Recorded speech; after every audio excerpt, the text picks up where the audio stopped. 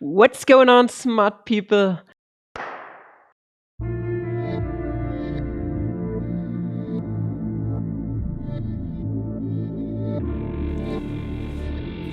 Good morning, fellow mathematicians! Welcome back to another video. I'm using a new software on my Android for recording the audio, so the audio quality might differ a bit if we compare it to all the videos. So yeah.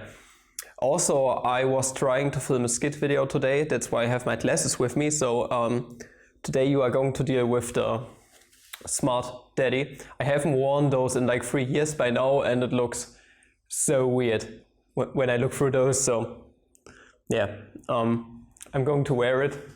It's probably pretty weird to watch me like this, but yeah, I made a community post a while back, and there I was actually referring to an integral where I found two different series solutions to this integral right here, but both asymptotically converge to the same value. So both series solutions that we are going to get right here are going to have the same asymptotic behavior in the limit as n approaches infinity, for example. And I'm going to go through both ways, and after that you are going to probably see a little Desmos graph or something like this. So we are going to dive right in. I'm going to present to you at first the first method I came up with to solve this thing, and after that a different method, which is kind of neat actually. So for this I would like to turn this exponential function right here into its series. Okay, into its series definition, because, well, then we are going to just have cosine to some power that we have to integrate. So that's the easy method right here, I would say. So from 0 to pi over 2 of the cosine squared of x. And then we are going to get an infinity boy from k being equal to 0 to infinity of, okay, cosine of x to the kth power over k factorial integrated with respect to x. You see, our exponential function has an infinite radius of convergence, meaning on this interval, this summation right here converges absolutely and uniformly. This is just how Taylor series work in their radius of convergence, meaning overall that we can interchange this limit and this limit, this summation and integration. Also, we can bring this 1 over k factorial to the outside. It's just constant with respect to the integral. So we are going to get some infinity boy of 1 over k factorial. Then an integral from 0 to pi over 2. If we bring cosine squared and cosine to the kth power together, we are going to get cosine to the 2 plus kth power overall with respect to the x.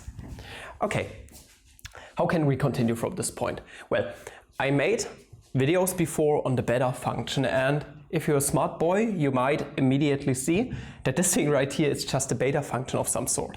So remember, if we have the beta function, we have two different definitions of this. One being beta of x comma y being nothing but 2 times an integral from 0 to pi over 2 of, okay, then we are going to have cosine to the 2x, I'm terribly sorry, minus 1th power of x, of t in this case, I'm terribly sorry, and then the sine to the 2y minus 1th power of t integrated with respect to t. Okay, this is just one of the definitions. Take a look into the description. This right here was just a little reminder of the definition. So we can multiply both sides by 1/2. It's not equal to 0 if you trust the Peano axioms. And here we are going to turn this cosine to the something power into our beta function right here, okay? And don't forget that the beta function is just kind of a ratio of gamma functions in the end. So we have to get to a point where we have cosine to the 2 times something minus 1th power, and then sine to the 2 times something minus 1th power. Let's deal with the sine at first. We don't really have a sine in here, but what we can do, we can interpret this sine to the 0th power as just a 1, because if you have 1 apple, then you only have 1 apple. So we are multiplying this by a 1. How can we actually get sine to the 2 times something power? So if we have 0, okay, sine to the 0th power. This is the same as 1 minus 1. Okay, maybe we have used this trick before, I don't know. We got -1. How can we get to 2 times something? Well, 1 right here is nothing but 2 times 1/2. Okay, so this right here is actually times the sine to the 2 times 1/2 minus 1th power. Now we have 2 plus k up here, okay? We want to transform it into this form up here, 2 times something minus 1. Okay, how can we go on? Well, why not deal with the negative 1 at first, meaning we can add a 1 and subtract it right again. Okay, this is something we can do. Coolio, we got this 1 right here. Overall, 1 plus 2 is nothing but 3. Okay, let's put it like this. And now we have to deal with this. What we can do, we can basically factor out the 2 right here. So meaning we have 2 times this chunk over 2. Okay, this is just how it works. Meaning this thing overall is nothing but the beta function of this first part right here, 3 plus k over 2. And also we are going to have this part right here, 1/2. Okay? Yeah, this is just how it works, and that's actually pretty quite easy. And don't forget what a beta function actually is. I'm going to write it out for you now. Also, this is 1/2, okay? 1/2, the beta function of this thing. We are going to have sum running from 0 to infinity of 1 over 2 times k factorial, and then we are going to have gamma of 3 plus k over 2, gamma of 1/2, and then gamma of 3 plus k over 2 plus 1/2, okay?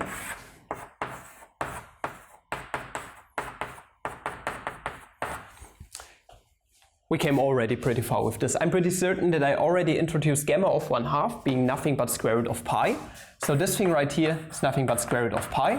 Also we can cancel some stuff out right here. So this thing is, okay, I'm going to leave this how it is. Or can we actually trace it back to something? I mean, if we have gamma of z, then this thing actually satisfies a recurrent relation. This is nothing but z minus 1 times gamma of z minus 1. We have talked extensively about this right here. It's just how factorials work. Meaning 3 plus k over 2. Okay, 3 plus k over 2. 3 plus k over 2 is nothing but 1 plus 1 plus k over 2. Okay, this is just how fractions work. Meaning we can actually rewrite this thing right here as being nothing but, okay, sum running from 0 to infinity of 1 over 2 times k factorial. That's a times in between, not 2k factorial. Okay, and right here we are going to get, if we use this recurrence relation, we are going to reduce this right here by a 1. So we are going to end up with gamma of 1 plus k over 2 times 1 plus k over 2. Then we have square root of pi. And what do we have here? 3 plus k over 2, I'm going to put it here, plus 1/2 is nothing but, okay, this is going to give us 4 plus k over 2, meaning we have 2 plus k over 2, okay? Meaning if we reduce this thing right here, we are going to get, okay, what are we actually going to get? We are going to reduce it by 1 at first. So we are going to get gamma of 1 plus k over 2 times 1 plus k over 2. Yeah, this is something we can do, for example. So you can reduce it even more probably. So yeah, you can, for example, get rid of this thing right here also. So this is gamma of k over 2 times, and then we also have k over 2. Okay, this is something you can do, but that's not of very much importance right here. Okay, this thing right here is our first series solution, and after that we are going to deal with the second one. Okay, just keep this in mind. I'm going to write it on the blackboard once again, and now we're going to go for the second way to actually solve this thing right here.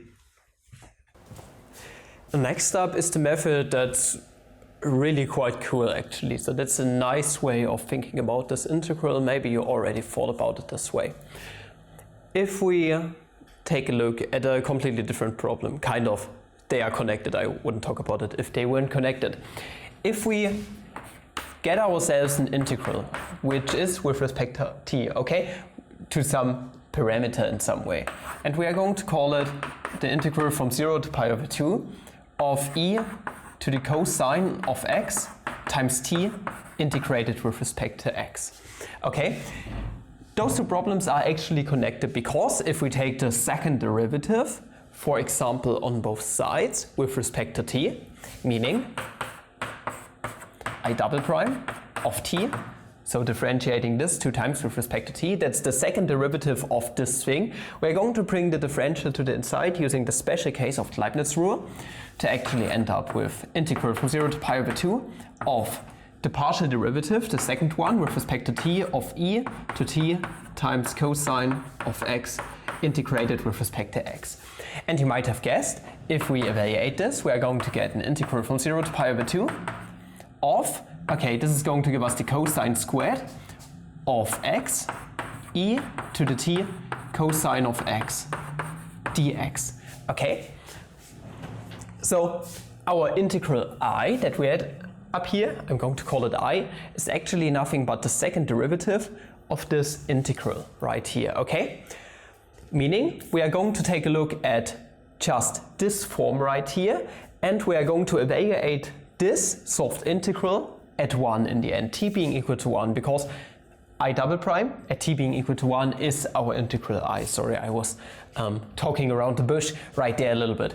Okay, so let's take a look at this thing right here. And what we want to do at first, we want to interchange this second differential once again with this integral sign. Okay, this was just for clarification purposes.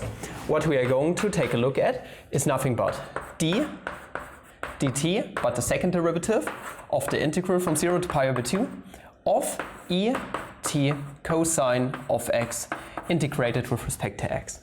And now we are going to do the same spiel once again. We are going to use the Taylor series expansion of our exponential function right here. Okay. Then we are going to have 0 to pi over 2 of infinity boy. Then we are going to have this time t to the kth power cosine to the kth power of x over k factorial integrated with respect to x. Just like before, it converges uniformly, meaning we are just going to interchange this and this right here, bringing the constant to the outside. Also, t is just a constant when it comes to this integral, leaving us with, okay, this I can still put here, d squared, dt squared. Sum running from k being equal to 0 to infinity of, okay, t to the kth power over k factorial. And then we are still going to get an integral from 0 to pi over 2 of the cosine to the kth power of x integrated with respect to x. And now we are going to go through the same beta function process once again. Okay, now we just have to manipulate our k this time into the form 2 times something minus 1. Okay, we know how our sine looks like. It's going to have the 1/2 part in the beta function. But how can we deconstruct our k actually? Okay, if we just take a look at k, we want to get this -1 part also. This is nothing but k plus 1 minus 1. Okay, so we got this. And also we are going to factor out a 2 right here on this first term, leaving us with 2 times k plus 1 over 2 minus 1. Okay, there we go. Leaving us with I double prime of t is nothing but the second derivative with respect to t, infinity boy, t to the kth power over k factorial, and then we are going to get, okay, the beta function basically of k plus 1 over 2 and 1/2, but this thing right here is overall going to evaluate to, okay, gamma of k plus 1 over 2 times gamma of 1/2 square root of pi. We have talked about this before. And then we are going to get k over 2 plus 1. Okay, I hope you can see where this came from. Gamma of k over 2 plus 1. Oh, also I have simplified this expression right here a bit, okay, before. So while writing it out once again on the blackboard, I cancelled a bit of stuff. For example, this 2 and this 1 over 2 that we had right here. Okay, just take a piece of paper, try it out for yourself. Now, we have found this right here. What is left to do? Well, like I said, we want to evaluate this I double prime, basically at t being equal to 1. But t right now is still pretty important in here because we have to take the second derivative.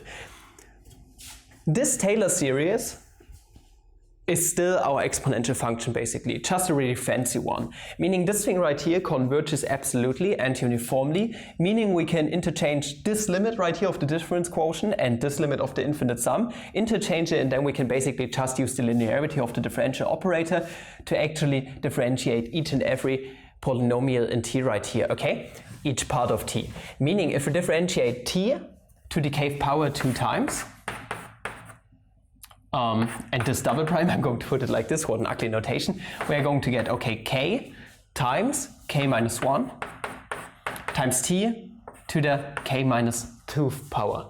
Okay, this is just how differentiation works, and meaning we are going to get overall that this is nothing but the sum running from k being equal to 0 to infinity of, don't forget, we want to evaluate this I double prime right here at t being equal to 1, meaning if we just let the limit of t approach 1, then 1 to any power is just 1 overall. So meaning this part is going to vanish. We are going to get k times k minus 1 over k factorial. Then we still have this chunk right here. Better of k plus 1 over 2 square root of pi over gamma k over 2 plus 1. And now you can play around a bit more, because k factorial is nothing but k times k minus 1 times k minus 2 factorial. So overall this first part is nothing but 1 over k minus 2 factorial. And yeah, you can also reduce this thing right here once again, okay? This is just something you can do. And yeah, this is the second series solution that we have. So compare this and that right here. I don't know if we can actually turn one into another, but I can tell you this much, they look quite differently, because this thing right here is not going to converge on each term to something, to some value, but actually this thing right here goes to 0 on the 0th and first term, if I remember correctly. We're going to take a look at the Desmos graph. I thank you guys for watching. Up until next week, have a flammable day. I see you in a second. Ciao. Actually, I totally forgot to put a 2 here, so this was 1/2 the beta function, okay? Now, ciao. What's going on, smart people? Like announced a second ago, taking a look at the Desmos graph. That's a real bruh moment right here. Ooh, bruh. Okay, at first I would like to take a look at the graph of the first one we have derived. It should have been this one right here. Okay, and we're going to take a look at Wolfram Alpha at first to take a look at the numerical value. Okay, so if you check the numerical value of the integral itself, it does indeed fit with the one that we have right here. Okay, it does fit very well. Okay, and yeah, this is definitely our function, and the antiderivative is not too elementary. So if you write this out completely, you are going to get something that has to do with hypergeometric functions. So that's not something we have talked about yet on this channel. And if you take a look at the graph, it's quite weird actually. So it starts at 0 and then it makes a certain jump, okay? So starting at 0 right here, it's going to stay at 0 and suddenly it starts increasing. Why is this the case? Well, I tell you why this is the case. Exactly because of this k minus 2 factorial down here in the denominator. If we start at 0, the 0th member, you are going to get negative 2 factorial, not defined. It's going to go to infinity, okay? The factorial of 0 and negative integers is going to explode to infinity. But gladly, this function right here is analytical. So this series right here is a really cool thing, and it converges to a certain value. That's why we have 0, 1 over infinity gets us 0. And for k being equal to 1, you are going to get exactly negative 1 factorial. Once again, that's the 0 term. So that's the graph of the first one. And you see the value of this thing is approximately pi over 2 or something. No, 1.86 not 4, okay? And what about the other one that we had? Okay, let me zoom in a little bit more. This has been the second one. And you see, once again, we can write this out using hypergeometric functions, and it's not the same, right? No, it's definitely not the same. We have this factor of 3 pi, and we also have the second kind hypergeometric function right here, but it looks quite a bit different, to be honest. So The numerical values in here are also switched around. Instead of a 4, we have a 2 right here. And the really cool thing is, so that's the really cool thing about this integral, is that it converges to the same value, 1.8604, and you can go on. The asymptotic behavior of those two is equal. So if you take the limit as n approaches infinity of those partial sums, then if you take the quotient, it's going to approach 1. But how does the graph on this one look? Well, we don't have such issues with something exploding to infinity in the denominator. We don't have this right here. So what we have is just a nice graph converging to something, okay? Now, what does it look in Desmos exactly? So this right here is the Desmos graph. I put everything in already. I still don't know shit about Desmos. I'm always using this sequence and series example thing right here, and I'm just plugging my stuff in. So I'm going to activate the first one. You see this right here is the graph of the first one. And just like we have discussed before, up until 1 right here, it's going to stay on the 0. Okay, it's not going anywhere because down there it diverges in the denominator and this thing converges to 0. But then we have a sudden increase to which value? Well, 1.8604 and so on. If we zoom in even further, it converges quite well, okay? How about the second graph? Let me see, please activate mouse. You see, just like with the Wolfram Alpha one, we have a start somewhere up here on the y-axis somewhere, and then it's just going to increase. And on the 1, 2, 3, 4, 5, 6, 7, on the 8th natural number, on the 8th partial sum, we are actually approaching the very same value, kind of already. No, it's slightly a bit different, but on the 9th then. Yeah, you see, both converge pretty fast to one another, and they both converge to the certain value of the integral. I thank you guys for watching. Smart people, mate. If you did enjoy this video, please like, subscribe, recommend channel if you like. You know what you can do to support the channel. But the next video, have a phenomenal day. See you, mate.